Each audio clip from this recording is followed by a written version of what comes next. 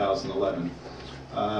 So that said, the logistical stuff out of the way, we've got a great panel tonight and a great topic that I think is pretty fortuitous. It's been in the media quite a bit recently, with Google giving across the board 10% raises to all their employees, and Facebook poaching employees and engineers from Google. There's a lot to be said about this topic.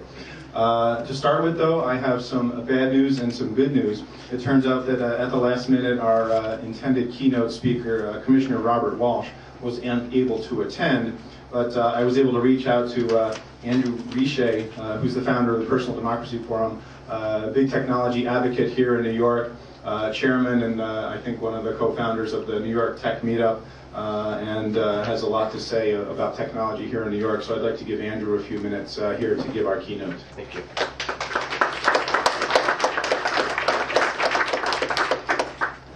Hey everybody. I was delayed not because of the traffic and the crowds outside. I was delayed because when I saw the traffic and the crowds, I immediately started coding an app to make it easier for people to be able to get here. And I see I succeeded because you're all here tonight to join us. I'm an optimist about New York City and have lived in New York my entire life, started several businesses, many of them in the analog space before I got involved in technology. And as much as we all love technology, and those of us who are in the room obviously are here because we have an interest and an affinity for it, I want to just remind everybody that it's brand new. It just came out of the box. Just to give you a couple of kind of examples of what I mean. In 1997, I helped start a nonprofit organization called Mouse, which wires public schools against inner city kids online. And in 1997, in the New York City public schools, there were in many of them, there weren't even any computers connected to the internet. In fact, a school was considered connected to the internet in 1997 if one teacher had an AOL account. If you got a business card from somebody in 1997 and didn't have an email address on it, you wouldn't have been surprised, because not many people were using email. If you opened up the New York Times and saw a full-page ad by a Fortune 500 company, the website address would be in the lower right-hand corner in the smallest possible letters. And Jack Welch, who was the president of GE, was claiming that the internet was a fad and it was going to go away.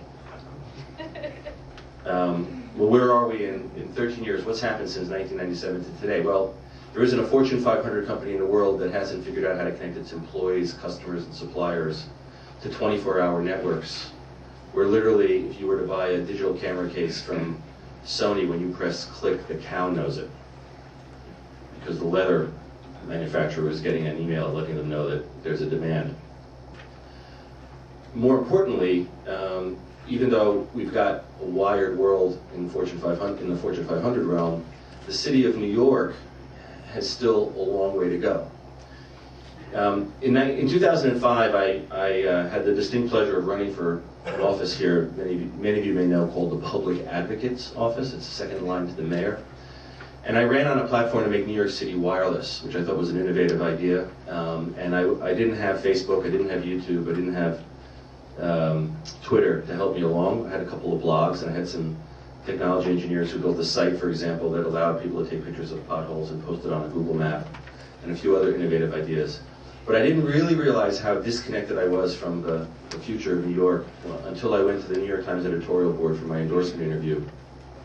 And when I walked in, they said, "Oh, you're the Wi-Fi guy." I said, "Yes." And then they said, "Could you tell us what that is, please?" Seriously, I had to spend half an hour of my 45 minutes at the New York Times editorial board in 2005 explaining to them what Wi-Fi was. Often I would run into politicians in my work, either running for office or advocating for Mouse, and I tried to explain to them the potential of technology, and I got lots of nods and pats on the back saying these are all great ideas, and then I got phone calls asking me to give them, thousands of dollars in donations, and I realized that that even to this day, and that still happens, that most politicians still don't know the difference between a server and a waiter. Just take a look at the average age of the U.S. Senate, and you'll get an idea of what I'm talking about. But the reason why I'm optimistic about New York is that we've seen, since 1997, we've seen two waves of technology innovation. The term, how many of you have heard of Silicon Alley? So most of you. So It was named that in the late 90s and early 2000s before the bubble burst, because there was a great deal of money going into startups in New York, and many people were very excited. And of course, as soon as the bubble burst, everybody became very unexcited. But technology continued to advance, and although many of the small companies that got started in the late 90s and early part of this decade did go away, the entrepreneurial energy didn't stop. And recently, in the last 3 years, a new Silicon Alley has emerged. It's obviously represented here to some degree because you're interested in this subject, but an organization that I just recently was named chairman of, wasn't a founder, but was close to the people who did found it, called the New York Tech Meetup, now has over 15,000 members. And we get together once a month, just for an hour and a half, so that we can do a show and tell and do 5-minute demos for each other of what we're working on. And the interesting thing about it is that it's verboten to ask a question about what the business model is at any of these tech meetups. If you ask that question, you'll get booed by the audience. And we have all kinds of companies, whether they be in the commercial space or whether they be in the media space, retail space, fashion, entertainment, travel, or even just engineers working on databases or interesting code. They'll come, they'll showcase, they'll meet up with others interested in working with them, they'll network, and in many cases they'll find some money or they'll find resources that they can use to help them build their businesses. But the biggest difference between what I witnessed in the first wave of Silicon Alley and the second wave is that it's almost as if the money is secondary. In the first wave, it was all about getting a VC to fund you, getting a big valuation, getting yourself on a trajectory for an IPO. We had a couple of IPOs here back then, one called EarthWeb that went for $65 billion on its first day. The Globe, I don't know if any of you remember the Globe, another one that was ridiculously overvalued. And so there was that was 1997, but now it seems that people are realizing that you need money, but we need something else. We need talent. At every one of the meetups where somebody is doing a demo, invariably 3 out of 5, 4 out of 5 at the end of the demo, the presenter will turn to the audience and say, "We're hiring. If you're a PHP developer, or you're a marketer, or you're somehow involved in technology, we're interested in talking to you because we're hiring." And there has become more and more obviously to us in New York a major gap in the pipeline of talent that can bring talent to the companies to help rebuild New York in the 21st century. There's an opportunity to actually reinvent New York. This is a city that became very successful in the 20th century, and to a large degree, that's one of its benefits, but also one of its great challenges, because it's been so successful in the 20th century. The bureaucracies, the systems, the hierarchies, the people who run most of the verticals or the silos of power in New York really got their success from business models and relationships and networks that they formed in the 20th century. And to superimpose 21st century thinking on an infrastructure that was successful in the 20th is actually very, very hard. So New York City doesn't have, unfortunately, a Stanford University producing relationships between students and VCs to the degree that it should. It has. Obviously, Columbia is doing some work in this area. NYU is trying to do some work in this area, but we're not quite at the level of institutions like Stanford or MIT in marrying the relationship between academia, entrepreneurship, and finance in order to create the next generation of companies that will lead New York into the 21st century. We also have a huge problem in our education system. Even though Mouse got started 13 years ago, and we've wired many schools, and there are many kids in our program. I think we're in about 150 schools in New York. The average kid in a New York City public school still gets to spend only about 1 hour a week with a networked computer in a school. And some of them have computers at home, but the digital divide isn't really around the hardware. It's frankly around the fact that the broadband to bring the internet at a reasonable speed into someone's home is costing $60, $70, $80 a month. And for a working class family, that, you know, that $700, $800 a year is more than they can afford.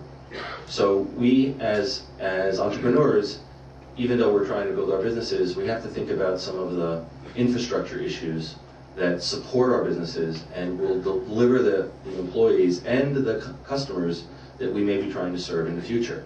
And one of the reasons why I was very excited about this particular event is that I see this event as a marriage between not only the Tech Council and the New York Tech Meetup to sort of synergize and figure out where we can work together to evangelize the technology community and to support the technology community, but also to bring it closer to the city of New York itself, the agency that you just heard about, Rob Walsh's agency, which is specifically designed to support small businesses, is not actually as connected to our industry as it should be.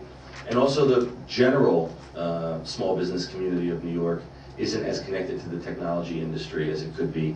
Many of the companies that are working in the tech industry or are part of the New York Tech Meetup would love to know about your companies, the challenges that you have, and help solve them, service them, or figure out some other way to partner.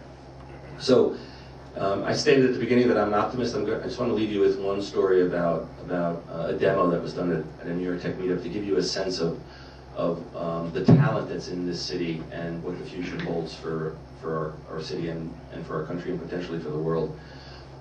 As I mentioned at the Tech Meetup, there's always these demos that we do. They're 3 minutes, 4 minutes, 5 minutes, and we're pretty strict to it. Anybody who tries to do a marketing pitch usually gets booed off the stage. Just really show us the demo, show us the demo. And one day, a couple of months ago, there was a young man from a company called Twilio. Has anybody ever heard of Twilio? So 2 or 3 people. So Twilio is, for those of you who don't know, is think of it as a phone company in the cloud. If those of you know what a PBX system is, the box on your wall in your office, well, if you had Twilio, you don't need that anymore. All your extensions for your employees, all their voicemail, all their text messaging, all the conference calling, and all the analytics associated with how they use it is all available and manageable through the cloud, through the internet or through mobile devices. And the CTO of Twilio got on front of the stage and announced and apologized to the audience and said, "I'm sorry I don't have a demo today." We were a little surprised. But he said, "Don't worry, I'll just design one right now." And so he started literally typing code on stage. We were sitting there staring, watching all this gobbledygook on the screen running by. Someone raises their hand about 15, 20 seconds into it, reminds him that he forgot a semicolon. So there was a coder in there who knew more than he did. And about 60 seconds into the demo, a phone number appears. And when that phone number appeared, he asked everybody to reach out into their pockets, pull out their phones, and dial that phone number. Well, we all did. And about 15 seconds later, all 1,000 of us in the room were connected to each other by a conference call without having to press any other buttons. Of course, our mouths dropped. We were like, wow, that's pretty cool. So he asked us to hang up, which we did. And then he displayed all our phone numbers on the screen. So our mouths dropped even more. And then he smiled, and he pressed the button, and all our phones rang. Now, the audience that night, as you can imagine, went nuts. And they had a reason to go nuts. They just saw a great demo. A really terrific demo. I think all those of us who were veterans all thought it was the best demo we'd ever seen. But I maintain that the reason why everyone was so excited was not just because they saw that demo.